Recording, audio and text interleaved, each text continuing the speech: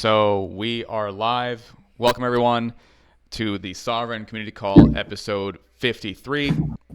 Sovryn is the #1 Bitcoin decentralized exchange there is, home of the sovereign dollar, the largest Bitcoin-backed stablecoin in existence. We are the pioneers in this sector of the space, and we are excited to deliver to you guys some updates.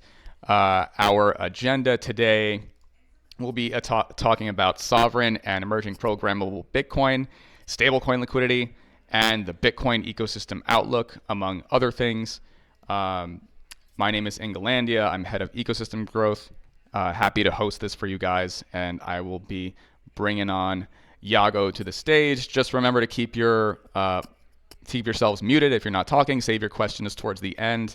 And yes, take the stage, Yago. Thank you very much, Inga. Will you be sharing the deck? I might need someone else to do that because for recording reasons, if I go full screen, it doesn't record. So actually, can I have a volunteer do that, please? Let me see if I can do it.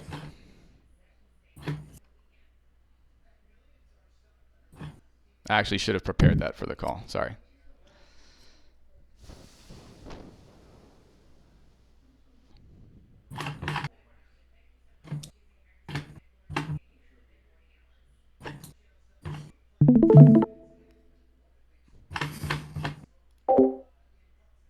Okay, how's it looking?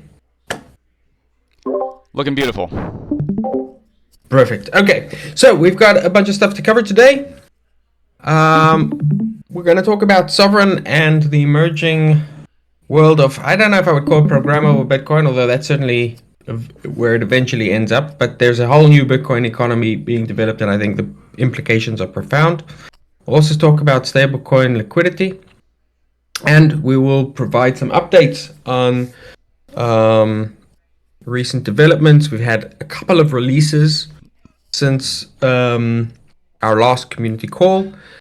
We also had Bitcoin Miami and the Bitcoin Builders Conference. Since then, there's currently the Crypto Week in Prague happening. So if anyone wants to ask questions about that, we can bring that up as well.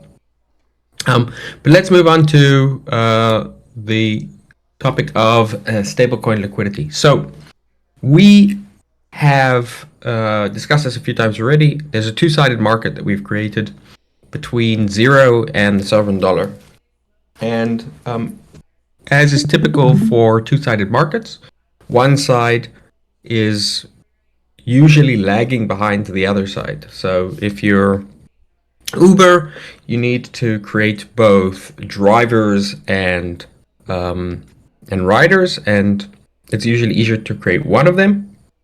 And until you can get in a critical mass with both, it's hard to see exponential growth in the system. Same thing if you're like Airbnb, you need hosts and you need guests. In the case of Zero and the sovereign dollar, we have borrowers and we have sovereign dollar holders. And it's much easier for us at the moment to generate borrowers. Zero is a very attractive product than sovereign dollar holders. And so our growth is currently being slowed and even capped by the ability to absorb sovereign dollars. And the primary objective that we will have over the coming quarter and over the coming months is creating the kind of balance that will allow us to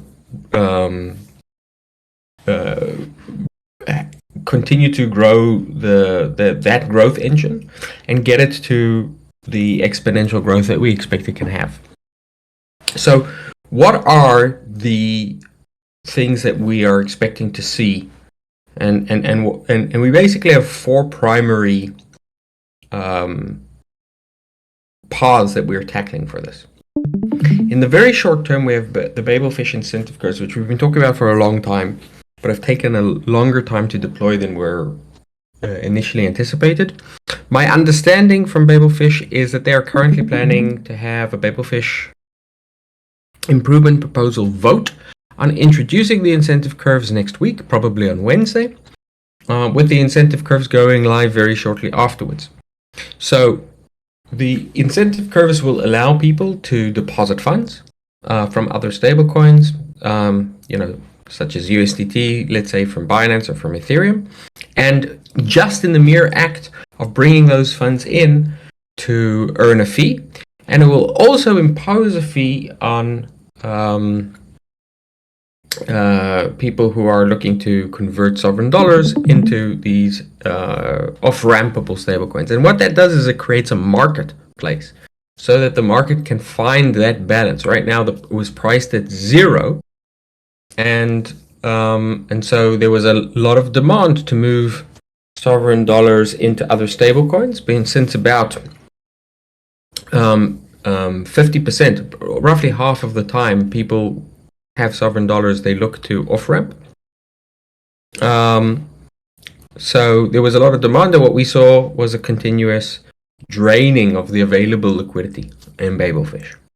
This will not be a miracle cure, and I think is part of the solution, but can go a significant way to helping solve that problem, since that's what markets do, and also will represent an additional way to earn by holding sovereign dollars. So you can bring stable coins in, convert them to sovereign dollars, make 1 or 2% just in that, deposit into the stability pool, be earning 5% on that, take the SOV that you earn, deposit it stake that and earn another 20% on that. And this kind of behavior can be very, very profitable, and is likely to be a strong incentive for participation. That said, we also will need to work with Babelfish and with other partners to make sure that people are aware of these incentive curves and the opportunity to take advantage of them. So there's a marketing and awareness component to this. But over the next 2 weeks, there's a good chance that the incentive curves will go live, and that should help with that problem. Then another component is channel partner integrations. We're looking to integrate sovereign dollar with various wallets and exchanges. This is more of a conversation, a business development or partnership development process. It takes more time because organizations take longer to make decisions and then to implement them. Perhaps faster than that is doing the same kind of thing with DeFi protocols that have stablecoins that are designed specifically for the purpose of delivering yield on their stablecoins for their users. And the fact that Sovryn represents one of the strongest places, just generally and certainly on a risk-adjusted basis, for earning yield on stablecoins, allows us to make a compelling offering there. Those conversations are very, very early on. If you guys have ideas of protocols that we should potentially consider talking to, that would be very helpful. But potentially those can be a little bit faster. And then one of the major things that we're working on right now is talking to larger lenders of stablecoins or stablecoin liquidity providers. And we're optimistic about the ability to bring in quite a significant amount of stablecoins through this channel. So participating in all of these conversations is myself, some other people from Exchequer, and some people from the community who have suggested introductions or potential people we should be talking to. And in fact, in almost all of these cases, it was a community initiative. So I would encourage all of you to think about whether or not that you can think of something relevant and propose it, or message me or propose it in the forum or in the Discord, because we are actively engaged in trying to pursue these things. In terms of timelines, I would not expect us to see impact from these efforts immediately. I think the impact will be felt over the coming months. And I'm, hoping we can do it pretty quickly, but it may take a little bit longer.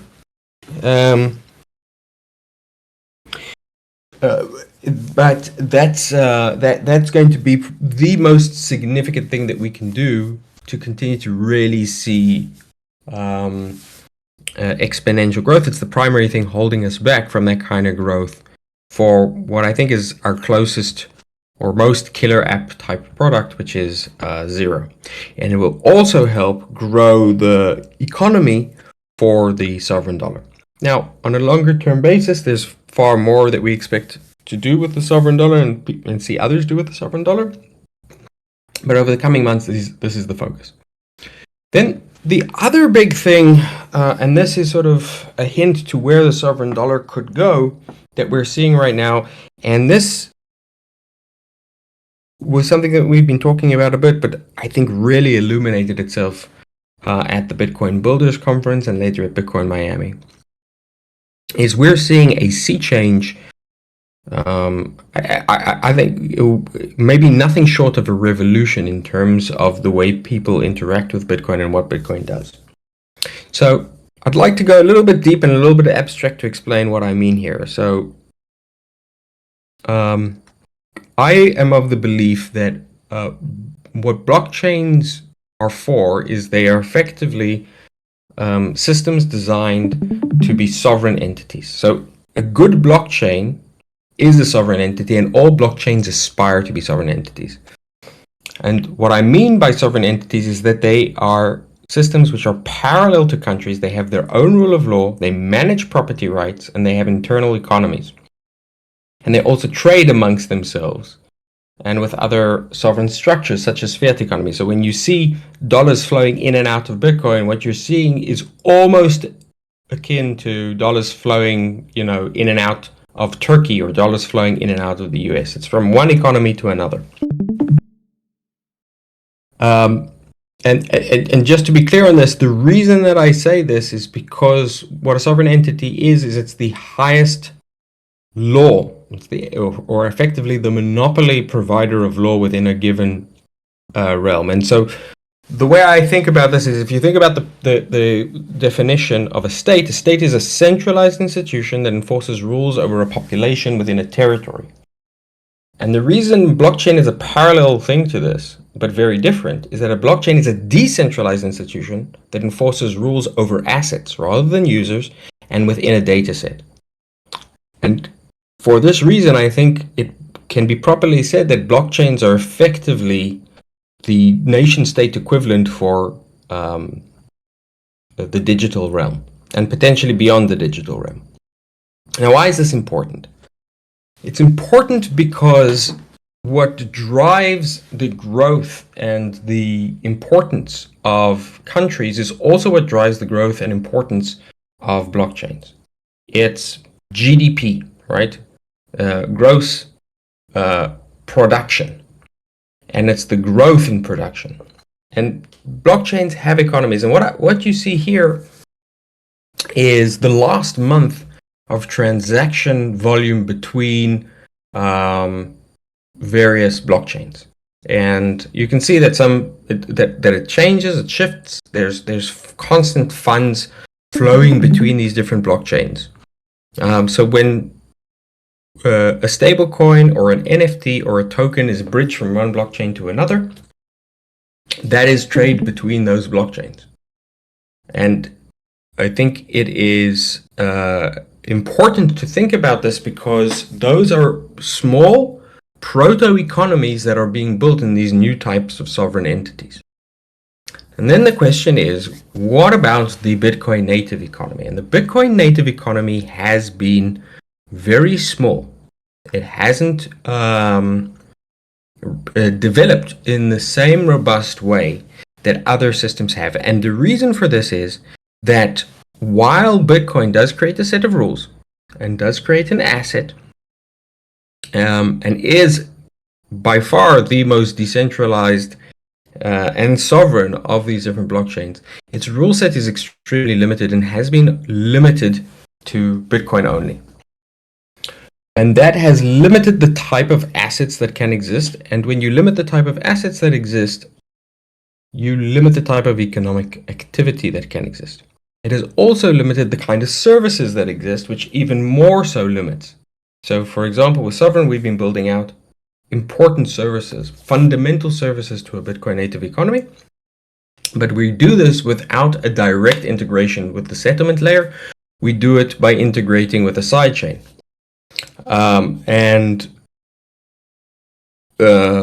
That has certain trade-offs, but one of the biggest trade-offs is that for a lot of Bitcoiners, it's become almost a religious thing that they shouldn't participate in this type of economic activity. In fact, they shouldn't participate in any economic activity at all. All they should do is hold on to their assets. And the primary reason for that is the cognitive dissonance that comes with being the first, being the biggest, being the best, and still having the weakest economy. And the only way that some Bitcoiners have been able to explain that to themselves is to say that an economy itself, tokens, DeFi, and all of the trappings, in other words, assets and services that go with an economy, that actually is the problem itself. But we're starting to see this change. It's not going to change because of some kind of narrative change in Bitcoin or because people suddenly realize the importance of building an economy. It's going to change because the technology allows it. Right now, we are at the very, very beginning of a new era, a new Bitcoin economy. And I say this obviously in a speculative basis, on a speculative basis, because it's hard to speak about the future in any other way, but with I think a high level of confidence. We've already seen ordinals and BRC20s, and over the coming very few months, before the end of this year, I believe we will see Taro, we will see RGB, and possibly ZK coins come out as additional standards for the creation of tokens on Bitcoin. And that's going to change the narrative for Bitcoin in terms of what Bitcoin is going to need to explain to the world. It won't be simply about explaining Bitcoin, the asset, versus any other asset. It will need to explain tokenized assets on Bitcoin versus tokenized assets elsewhere. And it will also change the kinds of audiences and appeal that Bitcoin can have. I see this as nothing short of a sea change for Bitcoin, which will ultimately also impact Bitcoin culturally and from a narrative basis. And I think that there are very few projects that need to take this more seriously, because we are, as Sovryn, built around this idea. We are built for this idea. And we are currently the leaders in Bitcoin DeFi. But we need to be able to think seriously and figure out how we're going to work with these different protocols as they emerge, with the possible exception of BRC20, which might prove to be very short-lived. If we want to continue to grow DeFi for Bitcoin, to continue to grow Sovryn, and in particular, maintain and grow Sovryn's position as the leading platform for a Bitcoin economy, for a Bitcoin native economy. And I think the opportunity that is going to emerge over the coming year is the biggest. It's sort of like, we've been building towards it, but things are starting to crystallize now in a way where I think the hard work that we've put into building the various tools that we have is now going to become more relevant and more valuable than ever. So the sovereign dollar can play an extremely important role in becoming a primary non-volatile asset in this type of environment. Trading, I expect, is going to become much more important, especially with the increasingly hostile environment for centralized exchanges. Decentralized trading is going to become more important at the same time as trading for Bitcoin assets is suddenly emerging. The same is true of lending. And I think that there's going to be need for Launchpad, NFT Marketplace, and other parts of the tooling that we've created. And key to this is work that is currently ongoing, which is development of an SDK to make it much easier for third parties and other systems to integrate with Sovryn, as well as bridging. So I have become more and more excited about the opportunity here. And a lot of people, basically everyone I'm talking to, is getting more and more excited about this opportunity. And so I want to highlight this as an opportunity of great significance. We need to think carefully about this. And we have the opportunity to bring the tools that we've built. It's not trivial, but we have the opportunity here to bring the tools that we've built to all of these different protocols around Bitcoin. And at the same time, we are going to be challenged in ways that we haven't been challenged before, both in terms of the quality of the assets, because I expect many of the early assets will be of extremely low quality. And so that will be sort of like a cultural challenge for us. And also in terms of, I suspect that we're going to see a heightened degree of competition starting to emerge over the coming months. And so with that, I turn it over to you, Englandia. Sorry, guys. Hide here. Just one thing about Babelfish's balancing curves. We have a vote on balancing curves contract live right now, and next week we are going to vote on the parameters of the balancing curves. So just to clear on that. Okay, thanks so much, Yago and Hyde. Let's introduce Aurora to the stage to speak on development updates. Thank you. Could you just put the slides into full screen again? And excellent. And the next slide.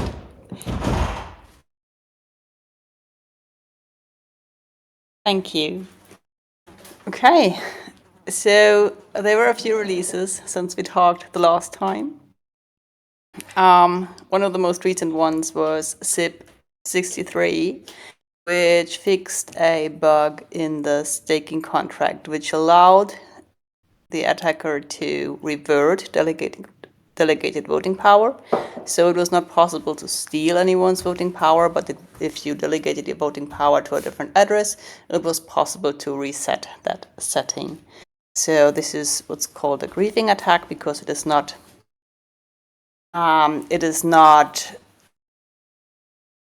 providing any benefit for the attacker, but the attacker can cause damage in a certain way to the users of the contract.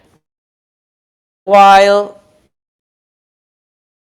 it was first a bit of an inconvenience to again get a bug report about the staking contract, where we just had another one, or well, it was already 3 months ago that we had the last one, but still, it is, I think, more than anything a good sign, because it showed that security researchers continued looking at our smart contracts. They continued searching for all kinds of exploits. They were explicitly reviewing the staking contract, and all they found was a relatively minor griefing attack. So while it is always bad to receive a bug report, I think that receiving a minor bug report can also be seen in a rather positive light here, and even help to gain confidence in the staking contract per se. And well, anyway, this is now fixed, and we decided to still go ahead with the ownership transfer of the rest of the contracts to the governance system, and not reset the waiting period for the staking contract in order to do so. But also, given that we take the security of the governance system very, very seriously, and we want to be as confident as possible when we do the shift and the transfer of the ownership, we decided to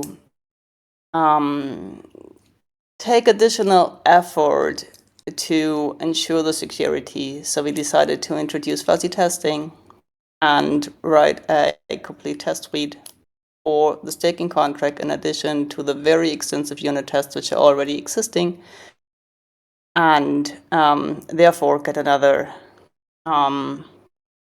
just another layer of security added on top of what we already have.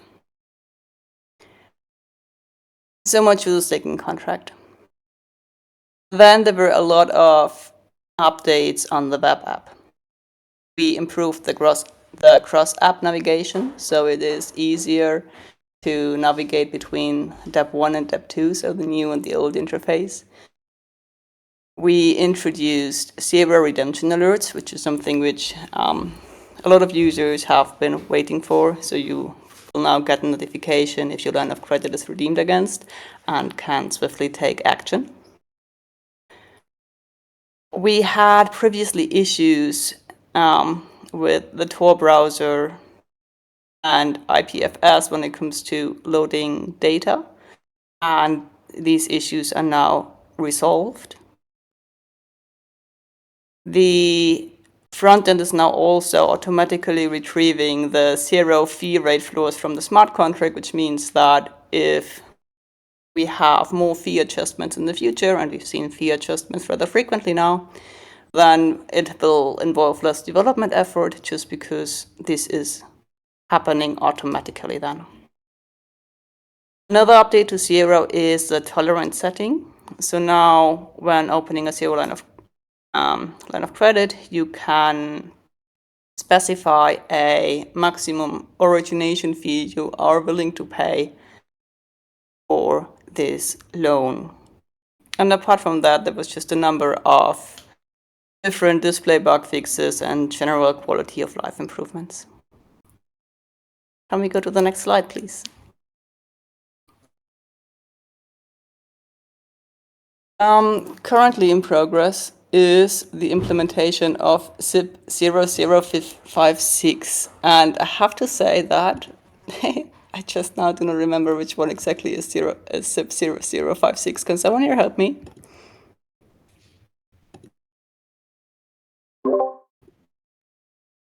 It's the sunsetting of Mint. Oh, it's the sunsetting of Mint. Right. Thanks. Right. So the sunsetting of Mint was decided a while ago, and we implemented the change to the pricing formula to allow the Mint holders to earn the Mint for a static price. And all of the QA tests have now finally passed, and we are about to finally launch the implementation and therefore enabling the conversion between Mint and SOB. We also continue preparing the DLLR margin trading. At the moment, we are just testing on testnet. It is already enabled on the smart contract side, and we're just making sure that it is working well with all of the different services around it, which also means that the liquidators are picking it up correctly and that limit orders are working as expected. And once these tests are done, we are good to go. We are working on a convert page update on the new DApp with the AMM integration. We are also refactoring staking and staking rewards on Sovryn.app, so the legacy interface. And the work on the Sovryn Builder portal is progressing nicely, especially on the front-end side. There's already a lot of documentation available. Apart from that, which is taking some time, is some housekeeping work on the Mint code base and general restructuring of the Mint repository. And then again, like always, just different display bug fixes and quality of life improvements. And that's the most important of what's currently in progress. And back to you, Ingolandia.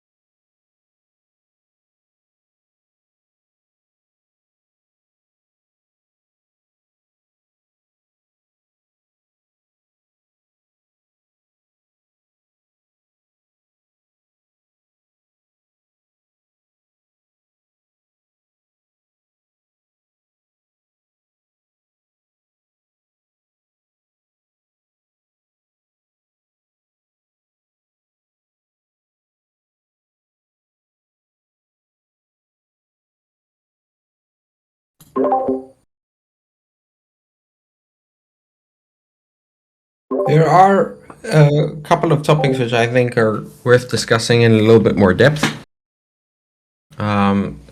If there's an opportunity now in Glendale.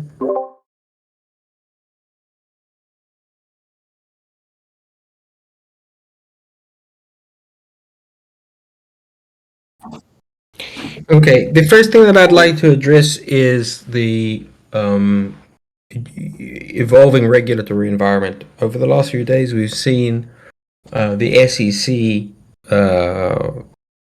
indict both Coinbase and Binance, the two largest exchanges.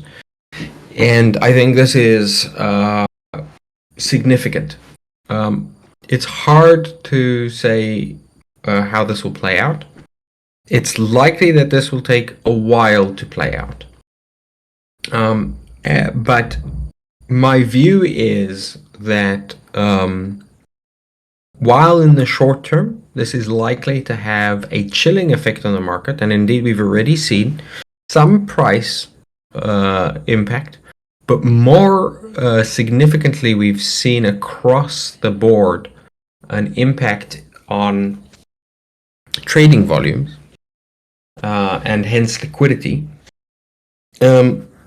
There's several implications which, on a longer term basis, I think are going to be more relevant. So, crypto and Bitcoin in particular have grown up in, and Bitcoin was designed for an extremely adversarial environment. And I think it's very easy to overstate, as a result, the short-term negative impact that this could have, and expect it to be long-term. My view is that we've been through things like this in one form or another many times before. However, we have been seeing, for example, with Binance, a significant drop in the market dominance of Binance in terms of spot trading over the last few months in the lead up to this, and a even more significant drop since the lawsuits were actually introduced. 3 months ago, Binance was roughly 76% of the entire spot market. Right now, it is trending closer towards 40%. So one impact that I think we can expect is to see a redistribution of the trading activity across centralized exchanges, sort of reintroducing the competitive environment and making the space more competitive again. Perhaps more significantly, and particularly for us, I think that this is an additional step in what we've been anticipating, which are those steps towards a greater emphasis on permissionless systems and DeFi systems. So, or rather, I would say permissionless DeFi systems, because certainly not all DeFi systems are permissionless. And I think this is the primary trend, which is going to be of importance to us.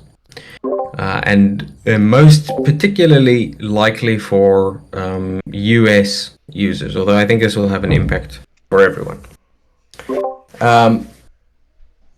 So there's we can have a conversation about that, but I think that's one important aspect. The other thing which I wanted to raise was, I in the presentation spoke about the fact that we need to be thinking carefully about interacting with the various token standards that may arise on Bitcoin.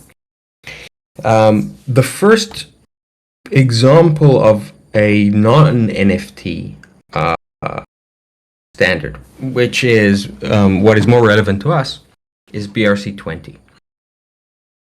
Now, at this point, we haven't taken any concrete actions around BRC20, and we may choose not to.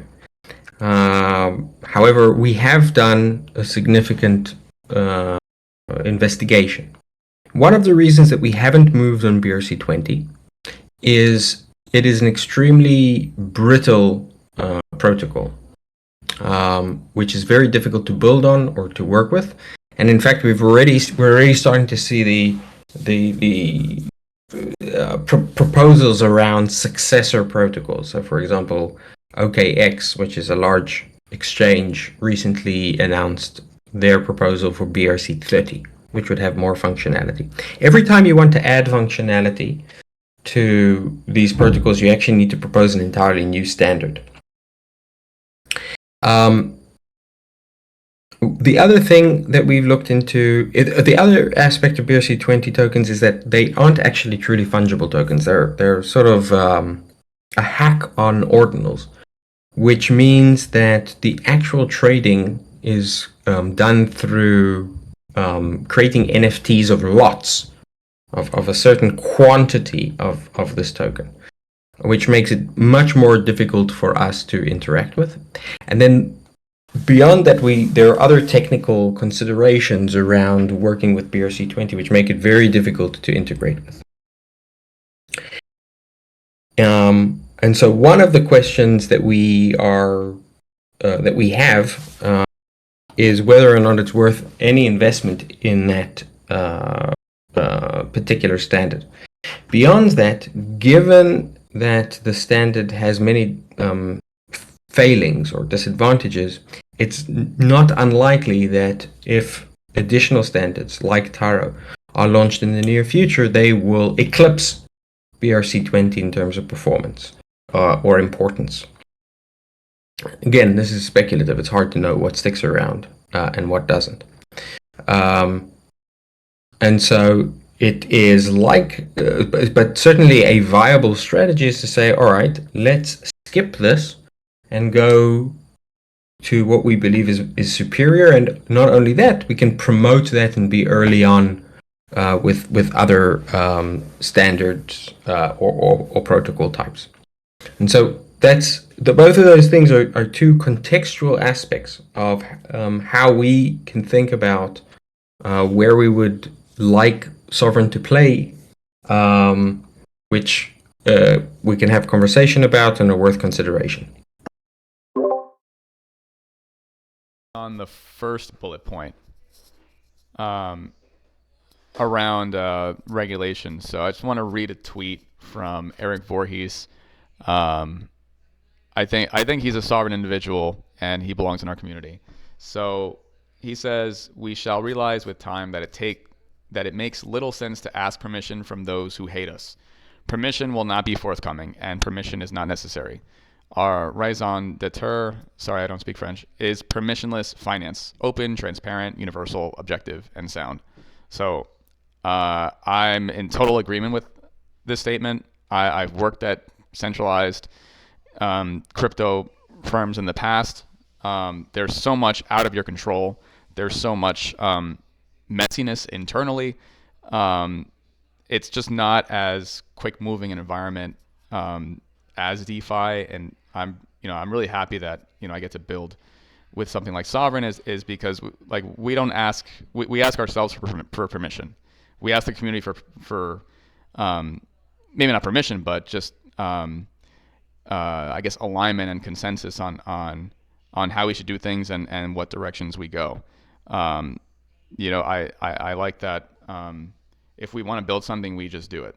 And there's no form to fill out. There's no license we need to tell us we can use our brains and build something. So that's all I wanted to say on that. And maybe we should get a spaces with this guy one day. I think that would be cool.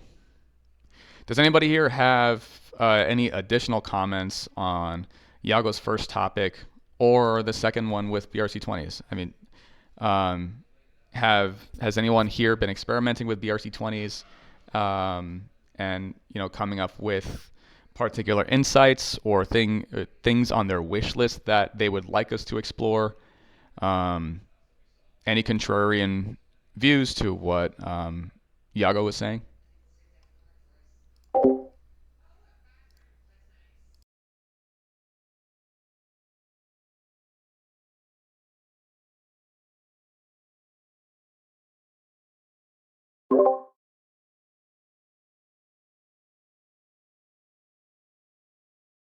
Perhaps in Glandia, if people would feel more comfortable, it might be better to end the recording, and then we can have the typically there's more conversation after that.